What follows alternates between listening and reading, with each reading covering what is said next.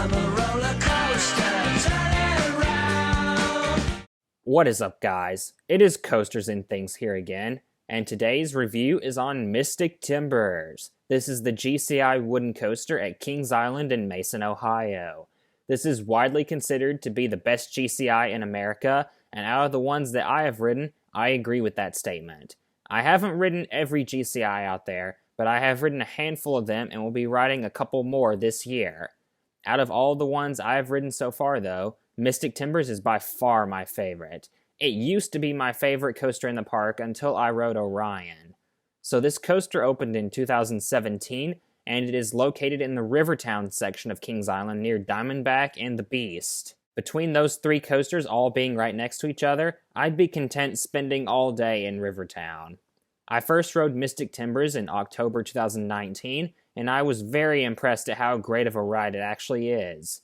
I then went back this past year, in August 2021, and got 2 more rides on it. So I've ridden this coaster a total of 3 times now. In 2019, I got put in row 8 for my 1 ride then.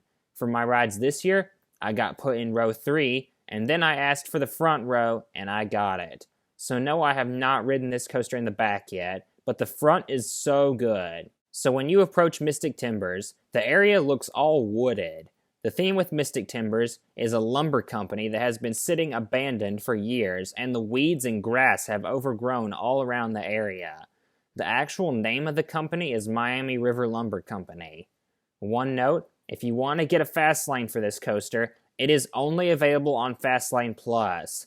Being that this is one of the newer coasters at Kings Island, of course it's only going to be on Fastlane Plus, not the regular Fastlane. Mystic Timbers, The Beast, Orion, and Flight of Fear are only available on Fastlane Plus. All the other coasters are available on just the regular Fastlane. So you go through the queue line, which is all wooden switchbacks, which is a nice change from the typical metal switchbacks. There is actually a little bit of theming in the queue line, some TVs that aren't working properly, some botched up audio, and some overgrown vines. You get up into the station, and you don't get to pick your row. However, I was able to request front row for my latest ride on this, and I got it, so that was nice. This ride has 3 trains in blue, green, and orange. The seats are the newer style GCI seats. They're much stiffer than the older ones. The old ones feel like sitting on a couch. These don't. Now, I personally don't have a problem with them. Texas Stingray has them as well. So you buckle your seatbelt and pull down your lap bar. These lap bars don't come down immediately on you like some of the older GCI lap bars do. You roll out of the station, turn to the right, and start the climb up the lift hill. It's 109 feet tall, and what's cool is the chain actually slows down, and then you hear a voiceover telling you that the area is not safe and to get out of there. I'll just let you all listen for a second. Seriously, guys, you need to take that truck. Go home to your video game. Don't go in the shed. After you hear that, you go down the drop. Like most GCIs, this drop is a curved drop. It curves down to the left. You hit a max speed of 53 miles per hour at the bottom of this drop. Would I prefer this drop if it were a straight down drop? Yeah, probably, but it's a GCI. What do you expect? Right away, you notice how smooth this coaster is. This coaster is almost 5 years old now, and it is still very smooth. One of the smoothest wooden coasters you'll ever ride.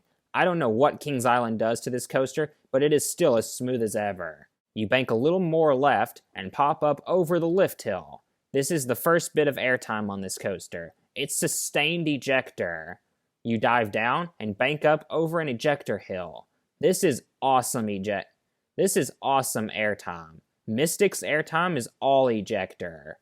After that hill, you go over another one. And in case you can't tell, this one passes over the water. I didn't even notice this the first time I rode it.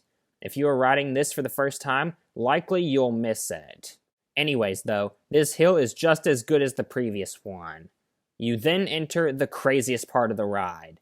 You bank slightly to the right, the first right turn on the ride, and then to the left, and then right again.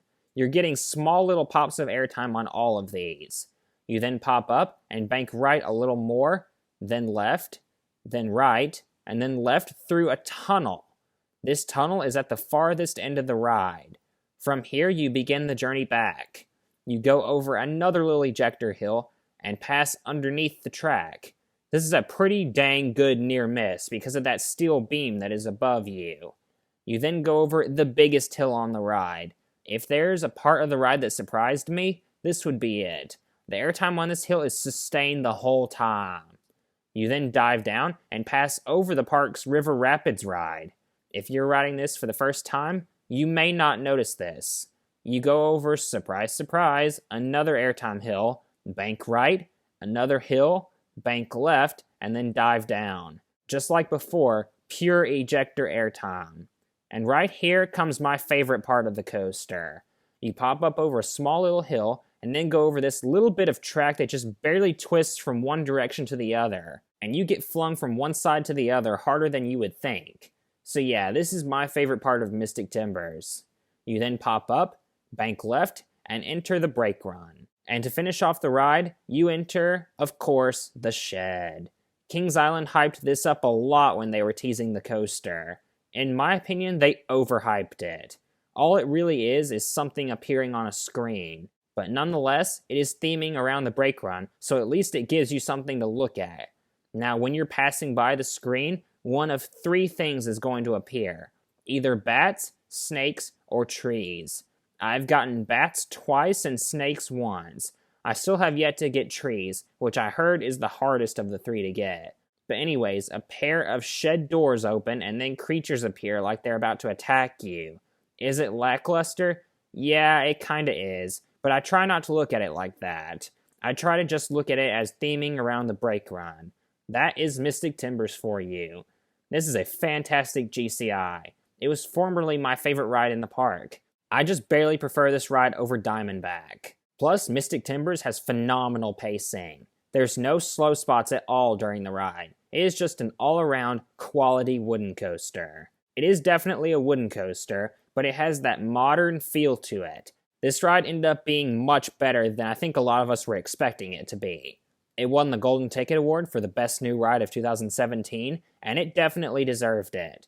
It is my favorite GCI, and none of the others that I have ridden have really challenged it. I like its out and back layout, which was a nice change from their typical Twister layouts. Great Coasters International and Kings Island hit it out of the park with this ride. For Mystic Timbers' overall score, it'll earn a 9 out of 10. I think everyone can enjoy this coaster. It just excels in everything it does. If you haven't ridden it yet, I highly recommend you go check out Mystic Timbers at Kings Island. Thank you very much for watching. Please like, comment, and subscribe. And this is Coasters and Things signing out.